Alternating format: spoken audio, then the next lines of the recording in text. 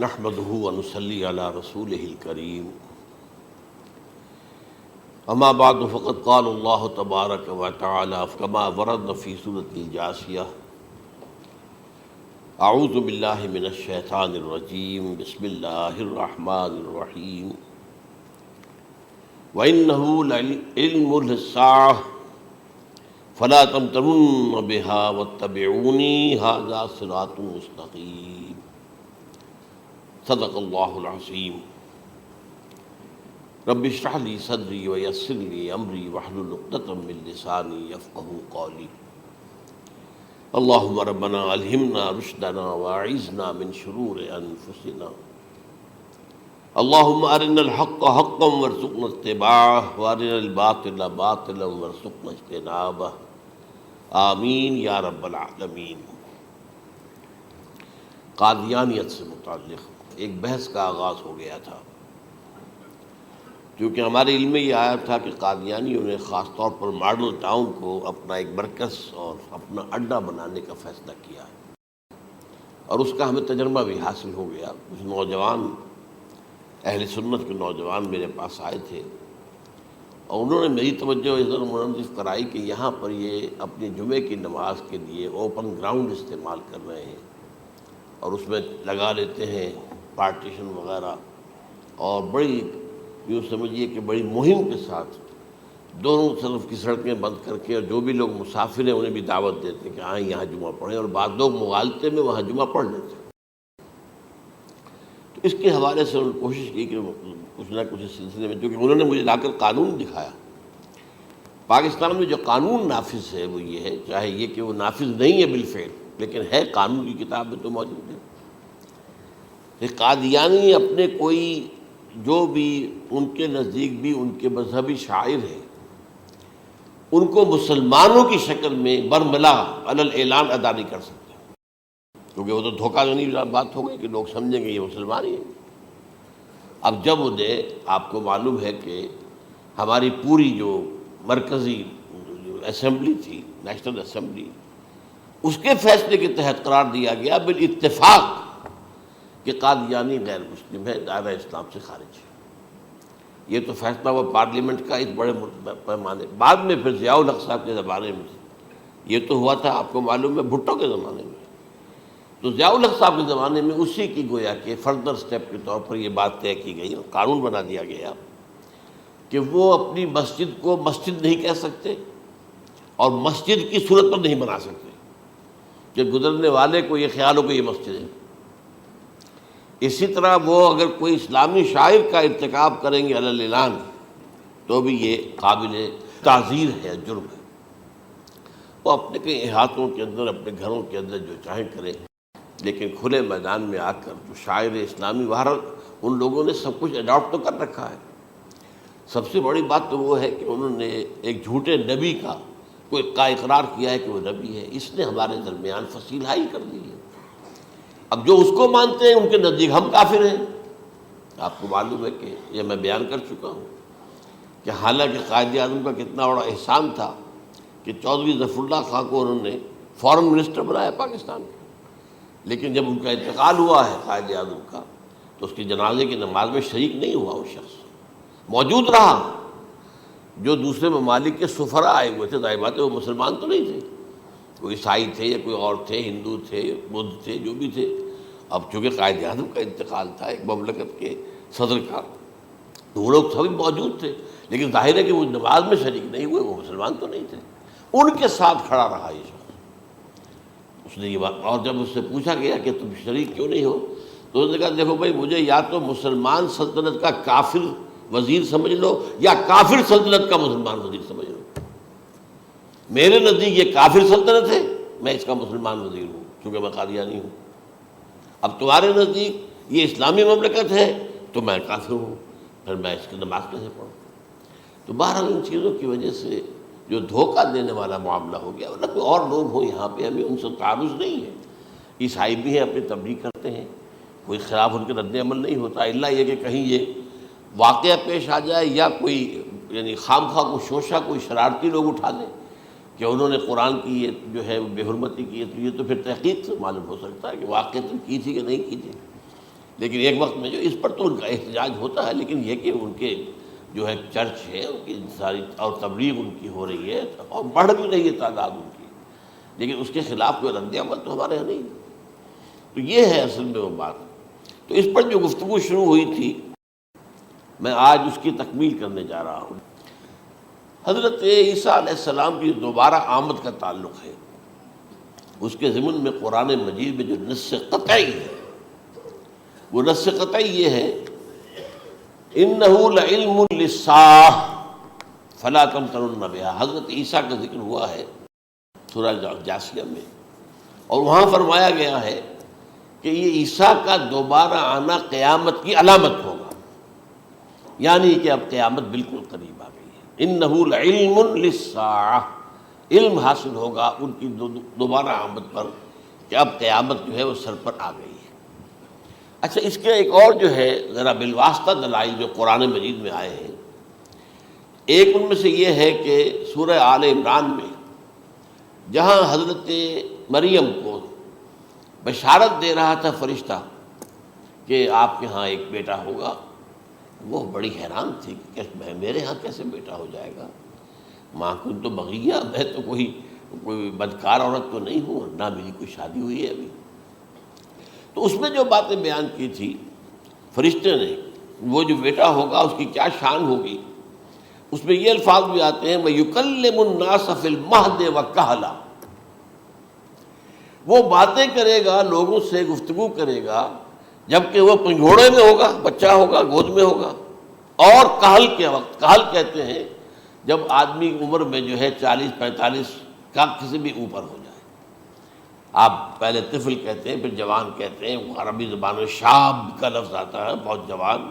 بڑی اچھی صحت میں ہے، اس کے بعد پھر ظاہر بات ہے ڈھلوان شروع ہوتی ہے، یہ کہل ہے۔ جب بڑھاپے کے آثار شروع ہوتے ہیں، بال سفید ہونے شروع ہوتے ہیں، تو یہ کہل، قبول۔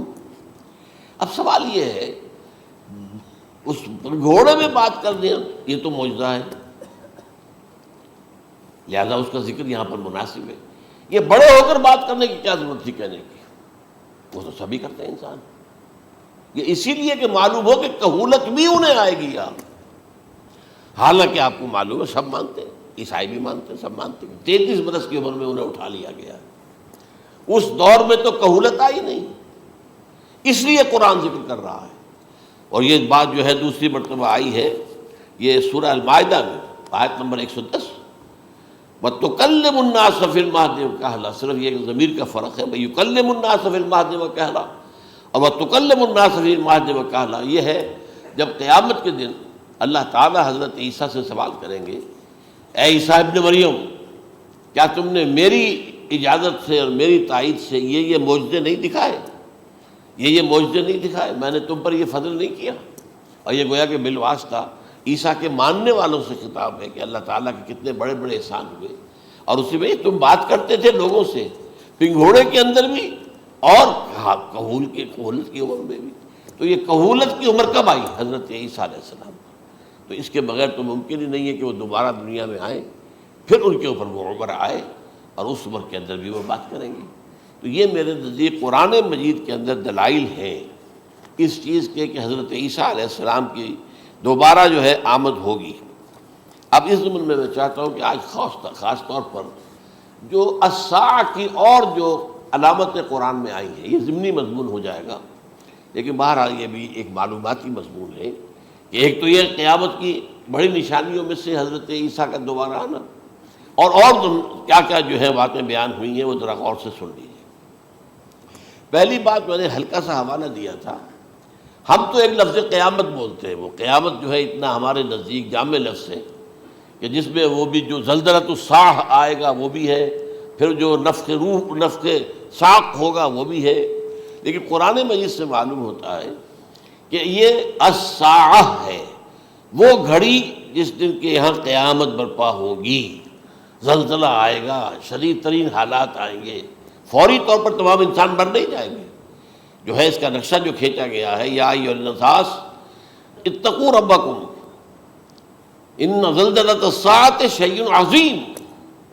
یوم ترونها تذہل کل مرضعۃ عما ارضعت وتضع کل ذات حمل حملها وتری الناس سکارى وما هم بسکارى ولکن عذاب اللہ شدید، اے لوگوں ڈرو، اللہ کا تقوی اختیار کرو، اس لیے کہ قیامت کا زلزلہ بہت سخت شے ہے، بہت بھاری شے ہے۔ ان زلزلۃ الساعۃ شیء عظیم، جب پہاڑ چل رہے ہوں گے اور جو ہے انسان جو ہیں گے وہ جس طرح پروانے ہوتے ہیں، پتنگے ہوتے ہیں، ایسے اڑ رہے ہوں گے انسان، اور اس میں یہ بھی حال ہوگا کہ لوگ جو ہے ہر جو دودھ پلانے والی ہے وہ اپنے بچے کو بھول جائے گی۔ ظاہر بات ہے کہ اپنی پڑی ہوئی ہے مصیبت، حالانکہ سب سے زیادہ محبوب ترین شے دنیا میں اس سے اونچی محبت نہیں ہو سکتی جو ماں کو اپنے دودھ پیتے بچے سے ہوتی ہے، انہیں بھول جائے۔ تذہل کل مرضعۃ عما ارضعت، اور تمہیں ایسا محسوس ہوگا کہ لوگ کسی نشے کی کیفیت میں ہیں، یعنی وہ بدحواش ہیں، بدحواس ہو گئے، لیکن یہ کہ وما ہم بسکارى، اور وہ مدہوش نہیں ہوں گے، ولکن عذاب اللہ شدید۔ تو یہ ہے زلزلۃ الساعہ، وہ ایک خاص وقت جو ہے، ایک خاص گھڑی جس میں کہ یہ ہونا ہے۔ اس کے علاوہ قرآن مجید میں القارعہ،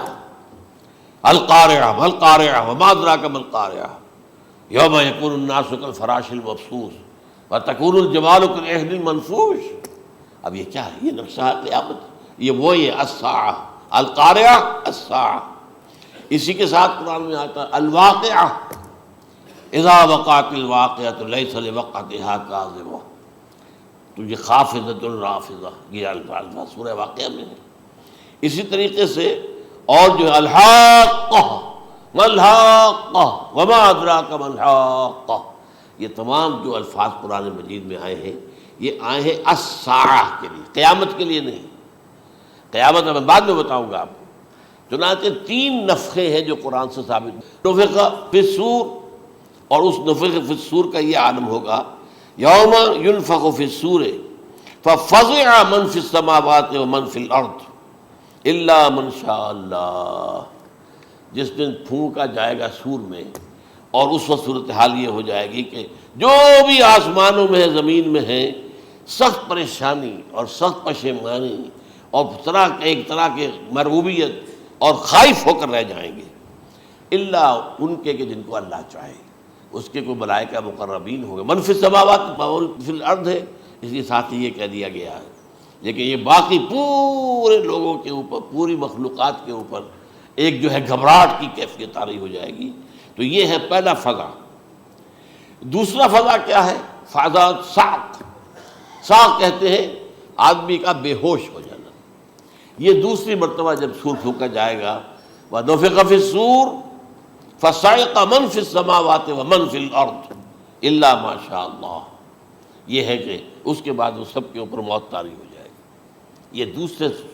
سور پھونکے جانے کے بعد ہے۔ پھر ثُمَّ نُفِخَ فِيهِ أُخْرَى، پھر ایک مرتبہ اور پھونک ماری جائے گی، یہ تیسرا ہو رہا ہے۔ فَإِذَا هُمْ قِيَامٌ يَنظُرُونَ، تو اچانک سب کے سب کھڑے ہوں گے اللہ کی طرف دیکھتے ہوئے۔ اب یہ جو ہے یہ ہے یوم القیامہ، قام یقوم قیامتاً، کھڑا ہونا، کیونکہ اس دن یوم یقوم الناس لرب العالمین، جس دن کے تمام انسان جو ہے کھڑے ہو جائیں گے اپنے رب کے حضور میں، جس کا نقشہ کھینچا گیا ہے اذا دکت الارض دکا دکا وجاء ربک والملک صفا صفا۔ تو یہ سب کے سب انسان بھی جو ہے موجود ہوں گے، فرشتے صفے باندھے ہوئے ہوں گے، اور اللہ تعالیٰ جو ہے اپنے خاص عرش کے ساتھ، یحمل عرشہ ثمانیہ، 8 فرشتے اس عرش کو اٹھائے ہوئے ہوں گے، جبکہ یہ آسمان پھٹے گا اور اس روئے ارضی پر اللہ تعالیٰ کا نزول ہوگا۔ یہ جو ہے ہمارا یوم القیامہ یہاں ہے، یوم القیامہ ہی میں جو فیصلے ہونے یہاں ہونے، قصہ زمین برسر زمین، جو نیکیاں تم نے یہاں کمائی ہیں یا جو بدیاں تم نے یہاں جن کا ارتکاب کیا کا فیصلہ یہاں ہوگا۔ اس کے بعد واللہ عالم کچھ اور بھی چیزیں ہیں، لیکن یہ کہ وہ سب عام طور پر لوگوں کے علم میں نہیں ہے۔ میں نہیں چاہتا کہ خام خواہ کسی نئی بات سے کوئی جو ہے ذہنوں کے اندر کوئی ایک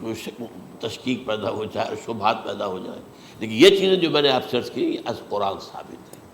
اسی زمین پر اترنا ہے۔ وجاء ربک والملک صفا صفا، یہ سب کے سب آئیں گے، اور ملائکہ، اور اس کے علاوہ جو ہے دوسرے مقامات پر جس کا نقشہ کھینچا گیا ہے سورۃ الحاقہ کے اندر ہے، اللہ کا عرش جو ہے 8 فرشتے اٹھائے ہوئے نیچے اتریں گے۔ تو یہ تمام چیزیں قرآن مجید میں مذکور ہیں، اور یوم القیامہ یہی ہوگا، لیکن وہ ہے یوم القیامہ، ہم قیامت کہتے ہیں اس کو، جس کو قرآن کہتا ہے الساعہ،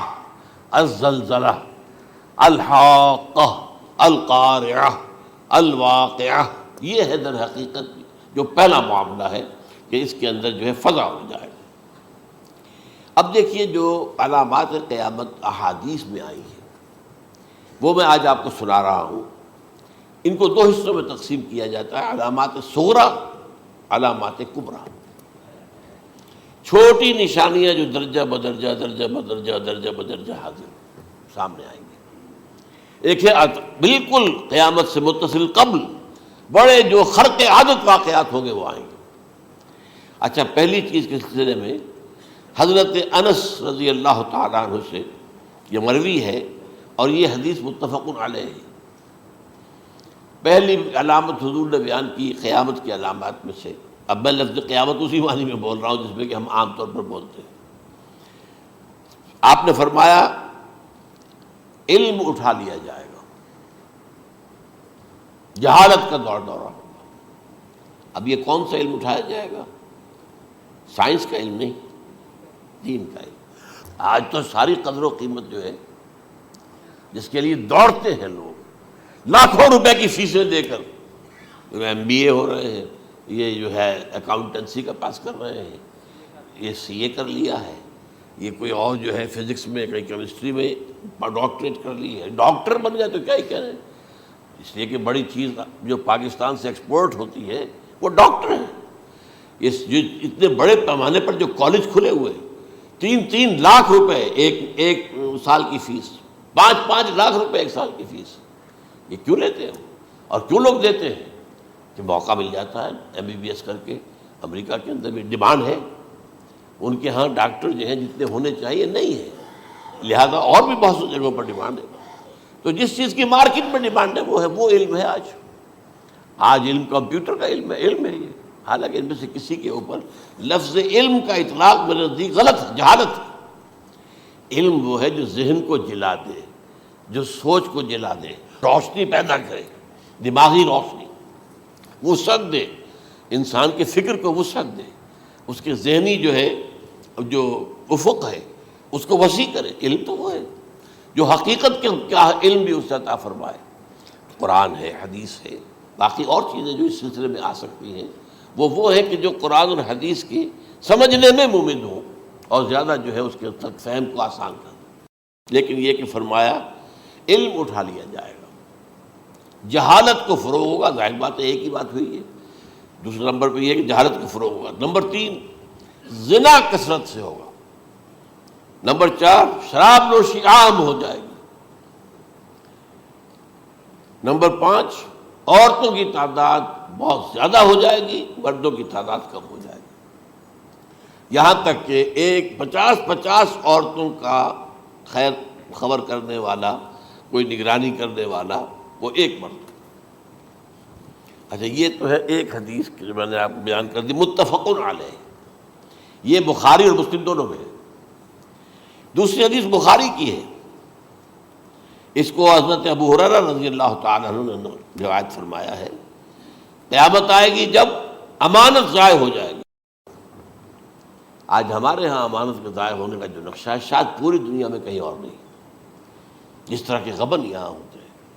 جس طرح کک بیکس جو ہے وہ لیے جاتے ہیں، اس غریب یعنی قوم غریب ہے لیکن یہاں وہ امیر بہت بڑے بڑے لوگ ہیں، وہ تو دنیا بھر کے ٹاپ کے امیروں کے اندر اس کا شمار ہو جائے گا۔ لیکن یہ کہ یہ سب امیر کیسے بنے؟ غبن بلین آف ڈالرز کا، اب تو اس سے کم کی تو بات ہی نہیں ہوتی۔ فلاں نے اتنے بلین جو ہے پیسے اپنا جو ہے قرضہ معاف کرا لیا۔ بھائی کس نے کون کرتا ہے معاف؟ یہ کسی کے باپ کی جاگیر ہے؟ یہ پیسہ بینک کے اندر حکومت کا ہے کہ حکومت کو اختیار ہو گیا وہ رائٹ آف کر دے ان کے جو ہے ان کی جائیدادیں کرو ضبط۔ لیکن ہوتا کیا ہے، بینک آفیسر بے ایمان ہے، وہ کہتا تھا 1 کروڑ کا قرضہ لے جاؤ، 10 لاکھ مجھے دے جاؤ، چاہے تم میرے پاس کوئی ڈاکومنٹ جو ہے ایسے نہیں دے سکتے، حالانکہ ہونا چاہیے کہ اتنا بڑا قرضہ لے رہے ہو تو ڈاکومنٹس یہاں پر ہمارے سامنے لاؤ کہ اگر تم نہ دے سکو تو ہم ان ڈاکومنٹس کے ذریعے سے تمہاری جائیداد، تمہاری کوئی جاگیر، تمہاری کوئی اور چیز اس کو قبضہ کریں۔ جب وہ وقت آتا دیکھتے تو یہ ڈاکومنٹس ہی فیک ہیں، اللہ خرچ کیا کرے گا کوئی؟ بینک کا باپ بھی واپس نہیں لے سکتا۔ اور یہ سب کس کی بے ایمانی ہے؟ وہ جو بیٹھا ہوا بینک مینیجر، سارا سودا اس کے ماں باپ تھا کہ 1 کروڑ ہے نا، 10 لاکھ مجھے دو، 90 تم لے جاؤ، باقی یہ کہ ٹھیک ہے میں تمہارے جو ڈاکومنٹس تم پیش کر رہے اس میں کوئی اعتراض نہیں کرتا، بس جاؤ۔ اور نمبر 2، حکومت نااہلوں کے سپرد ہو جائے گی۔ یہ ہے امام بخاری کی روایت کردہ روایت جو حضرت ابو ہریرہ سے۔ مسلم شریف میں ابو ہریرہ رضی اللہ تعالیٰ عنہ سے ایک اور روایت ہے، مال عام ہو جائے گا یہاں تک کہ زکوٰۃ قبول کرنے والا کوئی نہ ہوگا۔ یہ بات وہ ہے جو آج سعودی عرب اور UAE کے اندر آپ کثرت سے دیکھ سکتے ہیں۔ دولت جو ہے وہ ریل پیل، ابھی تھوڑا سا آیا ہے معاملہ خاص طور پر دبئی میں، کیونکہ وہاں بہت زیادہ کنسٹرکشن ہو رہی تھی، تو پوری دنیا میں آپ کو معلوم ہے کہ جو ریئل اسٹیٹ کہلاتا ہے اس کا حال بہت پتلا ہے، لیکن وہاں کے دولت ریل پیل ہے ہر جگہ پر۔ اور سب سے اہم متفق علیہ روایت، متفق علیہ کیا، وہ تو حضرت عمر سے بھی مروی ہے، ابن عمر سے بھی مروی ہے، ابن عباس سے بھی مروی ہے، ابو ہریرہ سے بھی مروی ہے، عبداللہ ابن مسعود سے بھی مروی ہے رضی اللہ تعالیٰ عنہ اجمعین۔ اور یہ وہ حدیث ہے جسے کہا جائے حدیث جبرائیل، جسے ام السنہ بھی کہا گیا۔ اس میں جو آخری سوال کیا حضرت جبرائیل نے حضور سے، چوتھا، پہلا یہ تھا کہ اسلام کیا ہے مجھے بتائیے، ایمان کیا ہے، اس کی حقیقت کیا ہے یہ مجھے بتائیے، تیسرا احسان کیا ہے یہ بتائیے، چوتھا یہ کہ قیامت کے بارے میں بتائیے کب ہوگی۔ حضور نے فرمایا کہ اس کے بارے میں جس سے سوال کیا جا رہا ہے وہ اس سے زیادہ نہیں جانتا جو کہ سوال کر رہا ہے۔ اب اس کے کئی مفہوم ہو سکتے ہیں کہ بہرحال یا تو حضرت، چونکہ بعد میں معلوم ہوا کہ حضور نے پہچانا نہیں کہ یہ جبرائیل ہے، بلکہ جب سوال جواب ہو کر وہ چلا گیا شخص تو اچانک حضور کے ساتھ ذرا ردو ہو ہی لیا، ذرا بلانا اس کو دوبارہ لانا۔ اب جو دیکھا کہ وجود ہی نہیں اس کا، آسمان نے اس کو چکھ لیا، زمین نے نگل لیا، کیا ہوا ہے؟ پھر آپ نے یہ جبرائیل تھے جو تمہیں تمہارا دین سکھانے آئے تھے جبکہ تم سوال نہیں کر رہے ہو۔ یہ بڑے بیسک کوسچن تھے، اس لیے کہ دنیا کے ہمارا نظام اسلام پر ہے، ایمان پر نہیں ہے، اس لیے کہ ایمان کو ویریفائی کر ہی نہیں سکتے۔ کیسے پتہ ہوگا اس میں ایمان ہے یا نہیں ہے؟ کوئی آلہ نہیں ہے، کوئی الیکٹروکارڈیوگرام ابھی تک ایسا نہیں ہے، کوئی جو ہے اور جو طریقے چل رہے ہیں وہ تو ان کے ذریعے سے یہ تو نہیں معلوم ہو سکتا ایمان ہے کہ نہیں۔ لہذا یہاں کا سارا نظام اسلام پر ہے، شہادت اللہ الہ الا اللہ وان محمد رسول اللہ، پھر ایک نظام بنا دیا، وہ اقام الصلاۃ و ایتاء الزکوٰۃ و صوم رمضان و حج البیت۔ اس میں بھی یہ ہے کہ اگر کوئی نماز کو نہیں مانتا تو کافر ہوگا، لیکن نماز پڑھتا نہیں ہے تو کافر نہیں ہے، فاسق ہے، فاجر ہے، گناہ گار ہے، کمزور مسلمان ہے۔ اس طرح زکوٰۃ کا منکر ہو جائے گا تو وہ کافر ہوگا، لیکن زکوٰۃ دے نہیں رہا ہے تو یہ گویا کہ گناہ گاری ہے، کمزوری ہے۔ تو اس حوالے سے نوٹ کر دیجئے کہ یہاں کا دنیا کا سارا اسلامی نظام اور سارا کانسٹیٹیوشنل اور لیگل سسٹم جو ہے اسلام کا وہ اقرار باللسان پر ہے، ایمان ہے وہ کہ جس کی بنیاد پر وہاں فیصلے ہوں گے۔ یہاں کوئی شخص مسلمانوں کا بڑا لیڈر ہے، بڑا علامہ ہے، بڑی اس کی قدر و منزلت ہے، اس کے ہاتھ چومے جا رہے ہیں، پاؤں چومے جا رہے ہیں، ہو سکتا ہے وہاں کہا جائے دفع ہو جاؤ، تمہارے دل میں ایمان نہیں تھا، تم نے یہ سب کچھ کیا تھا اس لیے کہ کہا جائے کہ بڑے عالم ہو، اور یہ کہا جا چکا فقط قیل، اب یہاں کچھ نہیں ہے تمہارے پاس۔ پھر فرشتوں کو حکم ہوگا کہ اس کو گھسیٹتے ہوئے جہنم میں ڈال دیں۔ 3 باتیں بیان کی آپ نے، یہی حشر اس کا ہوگا مالدار کا، اللہ پوچھے گا میں نے تمہیں بہت مال دیا، تم نے کیا کیا؟ وہ کچھ گنوانا شروع کرے گا، اللہ فرمائے گا جھوٹ بول رہا، قذبت، تم نے یہ خیرات و صدقات اس لیے کیے تھے کہ تمہاری سخاوت کے ڈنکے بج جائے، تعریفیں کی جائے، وہ کی جا چکی ہے، دنیا میں ڈنکا بج گیا،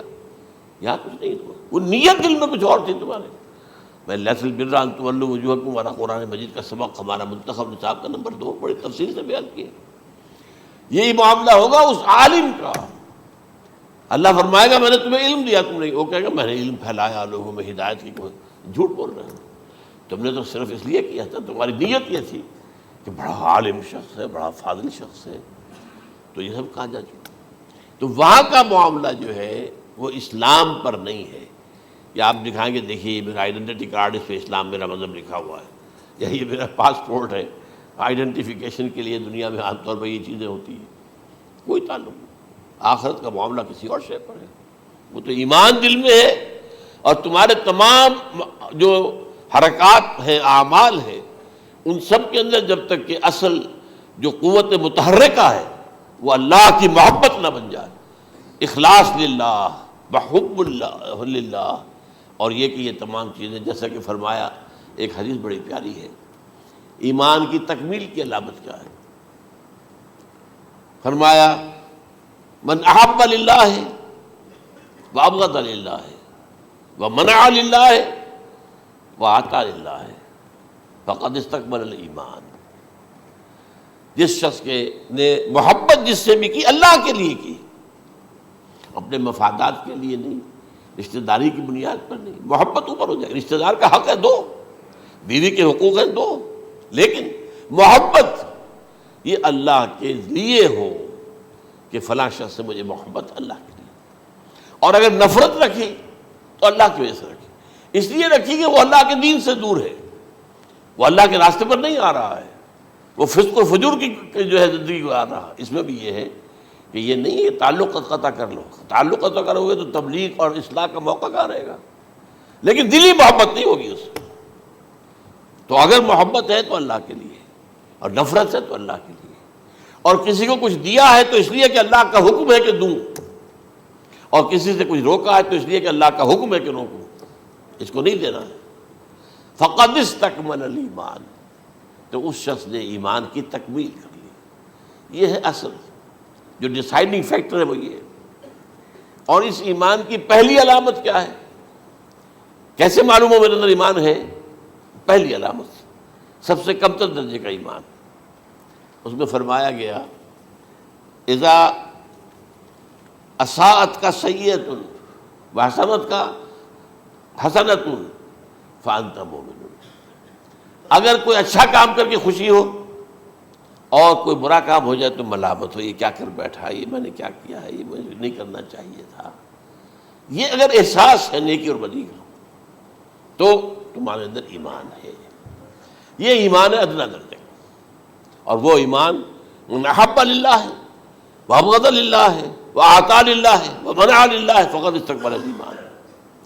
اچھا، یہ جو متفق علیہ حدیث ہے جو حضرت جبرائیل کی ہے،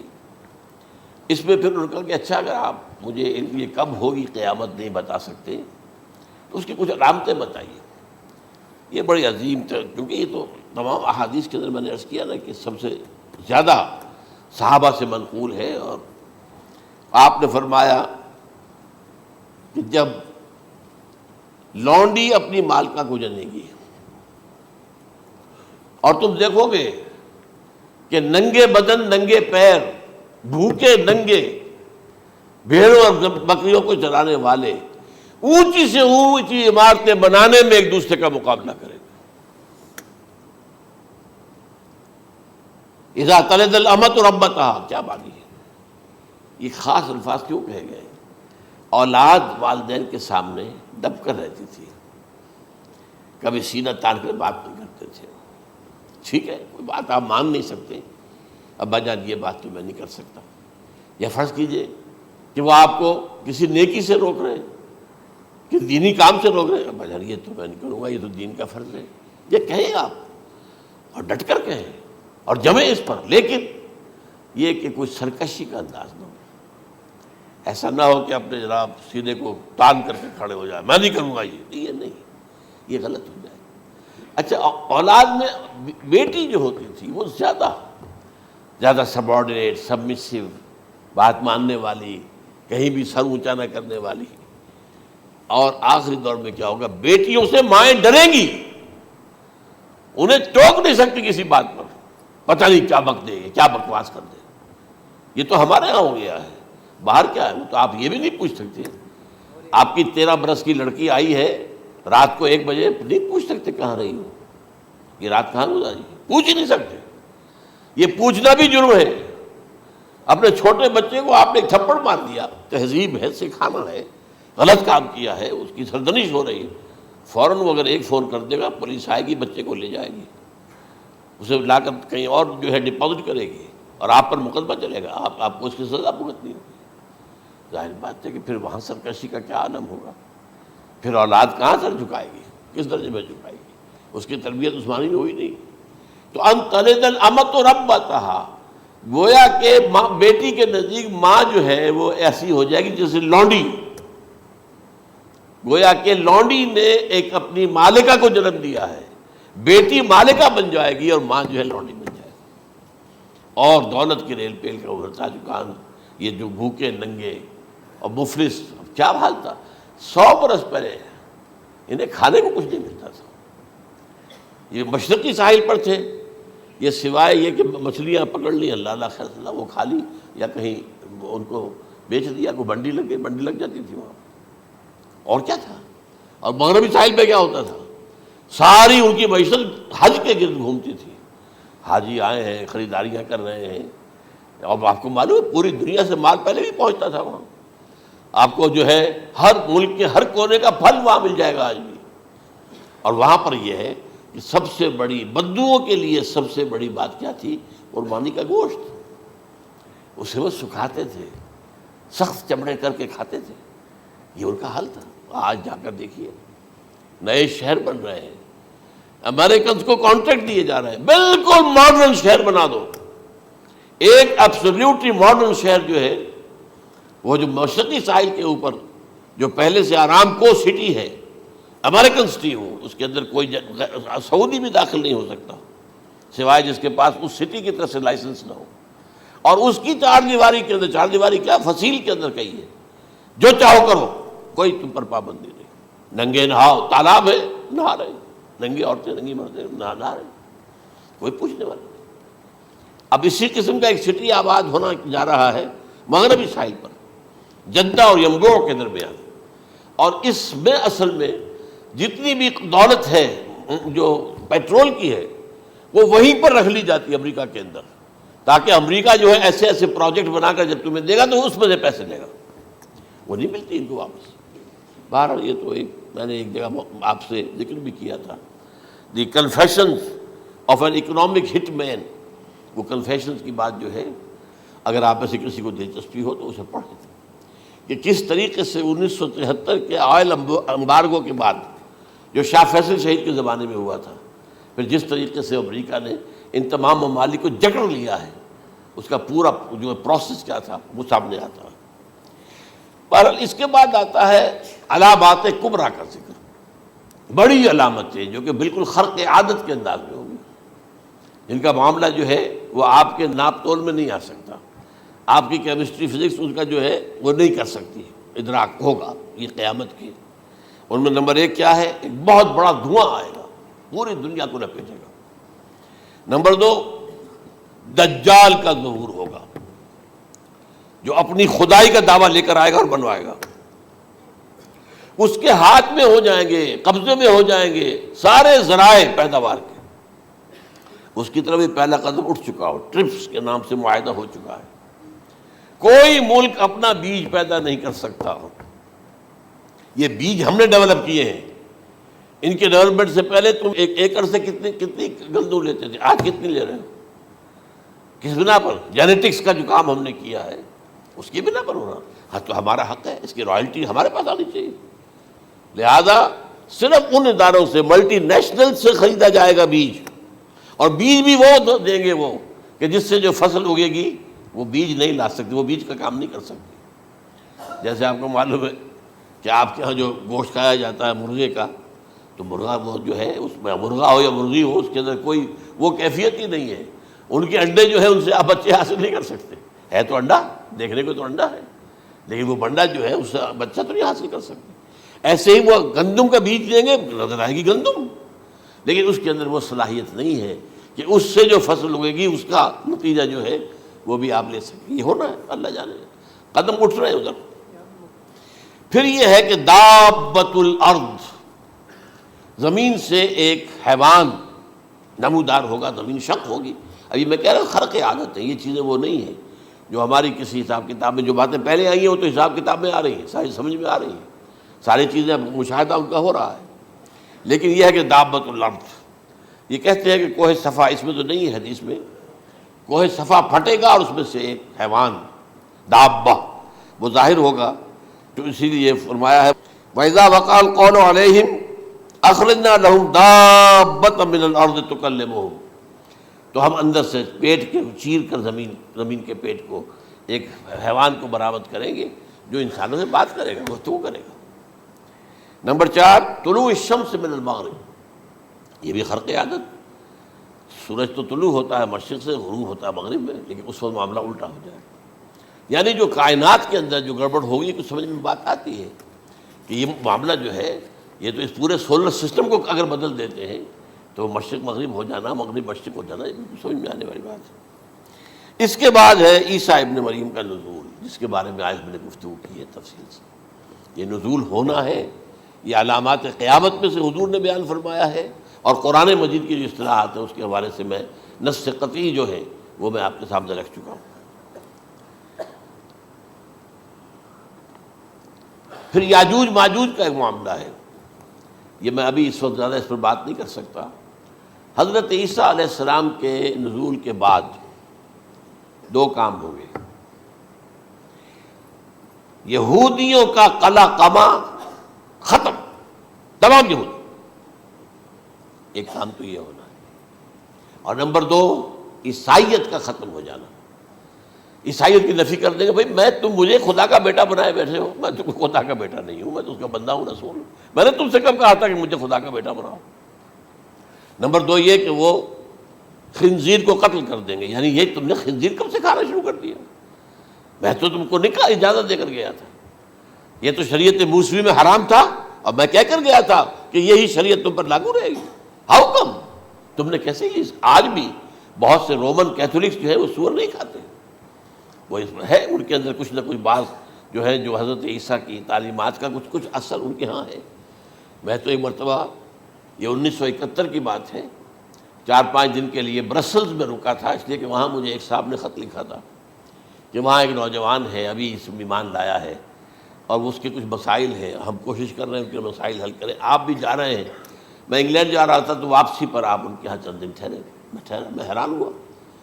ویسے اس نے مجھے اپنے گھر ٹھہرایا نہیں، اس لیے کہ ماں باپ تو اس کے کرسچن تھے،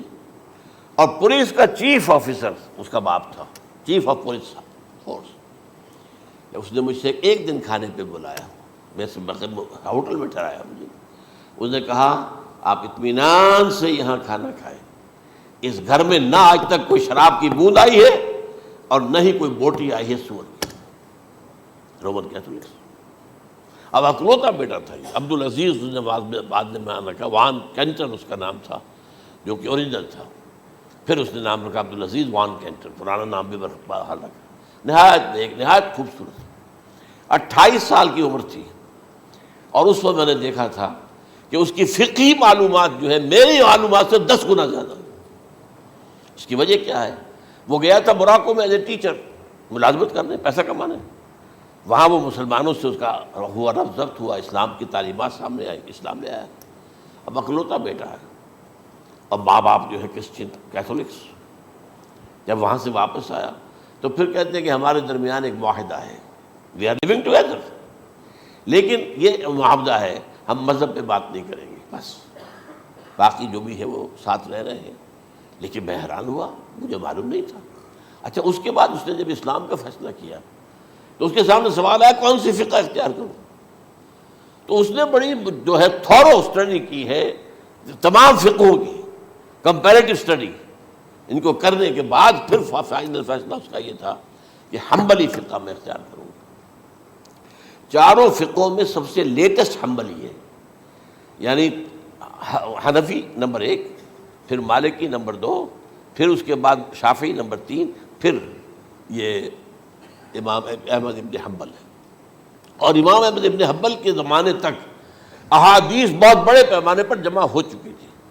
جبکہ ابھی حضرت امام ابو حنیفہ کے زمانے میں کوئی اتنا زیادہ جو ہے حدیث کا بھی ذخیرہ نہیں بنا تھا۔ اسی پر تو لوگ حیران ہوتے ہیں کہ زیادہ حدیث امام ابو حنیفہ کے علم میں نہیں تھی، لیکن مجال ہے کہ ان کا کوئی فتویٰ جو ہے کتاب و حدیث کے، کتاب اور سنت کے خلاف ہو، اگرچہ انہوں نے صاف کہا کہ اگر تم پاؤ کوئی ایسی سچی حدیث، پختہ حدیث جو میری کسی رائے کے خلاف ہو تو میری رائے کو دیوار پر دے مارنا اور اس صحیح حدیث کی پیروی کرنا۔ لیکن ویسے اس کے بعد یہ کمال یہ ہے کہ بہت ہی کوئی شاذ معاملہ ہے کہ جس میں ان کا کوئی فتویٰ وہ کتاب و سنت کے منافی ہو یا سنت کے منافی ہو۔ کتاب پہ تو سوال پیدا نہیں ہوتا، کتاب تو ساری ان کے سامنے موجود تھی۔ اس کے بعد یہ ہے کہ یاجوج ماجوج، جس میں بتا رہا تھا آپ کو کہ جب عیسائیت بھی ختم ہو گئی، یہود ویسے ختم ہو گئے، استیصال ہو گیا، جڑ کٹ گئی، اب عیسائیت گویا کہ اسلام میں ضم ہو گئی، عیسائیت مذہب ختم، یہودی خود ختم، اب یہ طاقت کتنی ہو جائے گی؟ تقریباً 2/3 دنیا آ گئی، تمام اب عیسائی 2 ارب کے قریب ہیں، 1 ارب 90 کروڑ ہوں گے، یا مسلمان بھی 1 کروڑ 50-60 لاکھ ہیں، دونوں کو جوڑ لیجیے کتنے ہو گئے؟ 6 ارب کل آبادی ہے۔ لیکن اس کے بعد آتا ہے یاجوج ماجوج کا خروج۔ یہ یاجوج ماجوج میرے نزدیک چائنا اور رشیا ہے، ان کی مجموعی طاقت اتنی ہوگی، اور یہ اس طرح آئیں گے ہر اونچائی پر سے اترتے ہوئے، پھسلتے ہوئے، جیسے 1962 میں جب وار ہوئی تھی بٹوین چائنا اینڈ انڈیا 1962 میں، تو وہ اس وقت کا نقشہ مجھے آج بھی اخبارات میں پڑھتا تھا تو یاد، waves after waves of Chinese soldiers were coming down the slopes of Himalayas۔ یہ تو وہ ہے نا جن کی تعداد کا کوئی حساب نہیں ہے، اور رشیا اور یہ مل کر جو ہے، میرا اندازہ یہ ہے کہ جب پہلے ملحمۃ العظمیٰ ہوگی وہ عیسائیوں اور مسلمانوں کے درمیان، اس وقت یہ دونوں پاورز نیوٹرل رہیں گی، لیکن غالباً یہ بات طے کر لیں گی کہ ویپنز آف ورلڈ جو ہے ماس ڈسٹرکشن، یہ استعمال مت کرنا، اگر یہ ویپنز آف ماس ڈسٹرکشن استعمال کرو گے تو ہم میدان میں آ جائیں گے۔ اس میں وہ جنگ جب ہو چکے گی، پھر حضرت عیسیٰ کو فتح حاصل ہو جائے گی، اور پھر یہ کہ یہودیت ختم ہو جائے گی، عیسائیت بطور مذہب ختم ہو کر اسلام میں ضم ہو جائے گا، پھر وہ 40 برس کا عہد حکومت ہے حضرت عیسیٰ علیہ السلام۔ لیکن جب یہ فتح ہو جائے گی ان پر، اب یاجوج ماجوج آئیں گے، اور اتنی تعداد میں آئیں گے کہ بحیرہ طبریہ جو ہے اس کا سارا پانی پی جائیں گے۔ یہ تو اگر آپ کو کبھی اندازہ ہو یا کوئی آپ جانیں ان لوگوں کو جو ان چینیوں سے واقف ہیں، وہ کہتے ہیں زمین پر ہلتی ہوئی کوئی چیزوں سے وہ چھوڑ کے کھا جائیں گے، جہاں وہ جاتے ہیں ایز اے لیبرر، وہاں کے جو سارے کتے ہیں ختم، ساری بلیاں ختم، ہر شے، وہ جو سانپ کھاتے ہیں، ہر چیز کھاتے ہیں، اور یہ تمام ایسٹرن کنٹریز کے اندر ہوتا ہے، بڑی ڈیلیشس ڈشز ہیں یہ سانپ وغیرہ وغیرہ، اور یہ جس طرح کھا جائے، پانی پیا ایک قطرہ نہیں رہے گا اس پر۔ تو پھر جو ہے اللہ تعالیٰ اس وقت جو ہے اس میں ایک ایسی بیماری پیدا کرے گا، یہ سب مر جائے، یہ معجزے سے ہوگا، یعنی ان کے اوپر فتح جو ہے وہ عام لڑائی کے ذریعے سے نہیں ہوگی، بلکہ اس کے اوپر فتح جو ہوگی وہ اللہ تعالیٰ سے بوجھ، ایک بیماری پیدا ہوگی، سب مر جائے گا، اور اس کے بعد اللہ تعالیٰ ایسے پرندے بھیجے گا بڑی لمبی لمبی گردنوں والے، وہ ان سب کو کھا جائیں گے، جیسے ہمارے ہاں گدھ ہوتے ہیں، وہ ان کو صاف کر دیں گے، ورنہ تو یہ ہے کہ پوری دنیا کے اندر جو بدبو اور جو پیدا ہوتا معاملہ اس سے، تو اس نوع انسانی کی بقا ممکن نہیں تھی۔ ان کے خاتمے کے بعد پھر یہ ہوگا کہ حکومت اسلامی جو ہے پوری دنیا میں حضرت مسیح علیہ السلام کی ہوگی، 45 برس وہ رہیں گے، اسی میں وہ کہلن بھی آ جائے گا، وہ فی المہد و کہلن جو میں نے شروع میں بیان کیا تھا، اسی میں پھر یہ ہے کہ وہ شادی بھی کریں گے، ان کی اولاد بھی ہوگی، اور پھر ان کا انتقال ہوگا تو حضرت حضور صلی اللہ علیہ وسلم کے حجرے میں، وہیں پر جہاں حضور اور ابو بکر اور عمر رضی اللہ تعالیٰ عنہم دفن ہیں، وہیں پہ ان کو دفن کیا جائے گا، اور قیامت کے دن حضور فرماتے ہیں کہ میں اور یہ تینوں ساتھ نکلیں گے۔ تو یہ ہے حالات و واقعات۔ بہرحال اس میں یہ ہے کہ یہ نوٹ کر لیجئے کہ جہاں تک ہمارے ہاں آج کل کا معاملہ ہے، میرے نزدیک میں یہ کہنے پر مجبور ہوں، جو رفع و نزول مسیح کو نہیں مانتا وہ کم سے کم منکر حدیث ضرور ہے، میں اس سے کم کا فتویٰ نہیں دے سکتا۔